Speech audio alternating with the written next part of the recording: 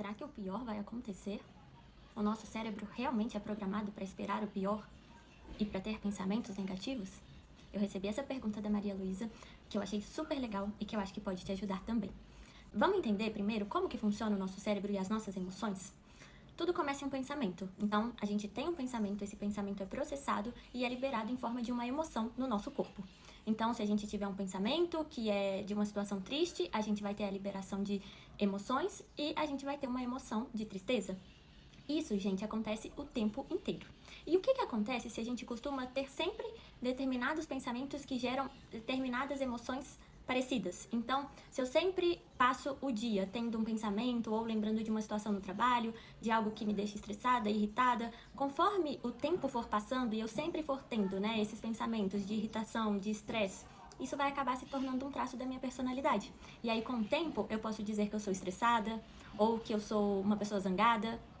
E basicamente, ninguém é nada disso, ninguém é estressado, ninguém é zangado, ninguém é teimoso. A gente só processou tantas vezes essa mesma emoção que isso se torna o nosso estado de ser. E aí a gente não precisa mais de um pensamento para liberar essa emoção. Então, quando a gente tem, né, esse estado de ser, de pensamentos negativos, de sentimentos de tristeza, foi só algo que a gente fez de forma muito repetida. Isso é super normal e acontece com a maioria de nós. E a gente só precisa mesmo identificar isso para conseguir mudar. Então, se você está identificando isso agora, fica tranquilo, porque eu já passei por isso e a gente consegue sim mudar esse padrão. O primeiro passo é identificar esse padrão. Então, a gente precisa se tornar um observador do que a gente está pensando. A gente consegue ter uma visão fora, além do que a gente está pensando, e a gente precisa desenvolver isso. E aí, com o tempo, vai ficando cada vez mais fácil você observar seus pensamentos. E uma coisa que ajuda muito também é o estado de presença. Então, quando você for lavar uma louça, preste atenção na temperatura da água, na espuma se formando ali, porque a gente vai conseguindo tirar o nosso foco do nosso estado de ser, que é aquele estado zangado, estressado ou triste, qualquer que seja o estado, né? A gente precisa ir tirando a força desse estado de ser e a presença ajuda muito nisso.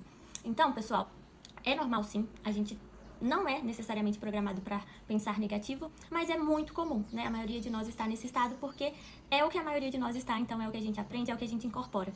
Mas identificando isso é o primeiro passo para a gente decidir mudar, e aí o nosso cérebro ele vai conseguir sim ser moldado para um novo padrão e para um novo tipo de pensamento e de emoções conforme a gente definir, tá bem? Super beijo, espero que tenha ajudado. Se tiverem mais dúvidas, deixem aqui que depois eu trago a resposta, tá bom?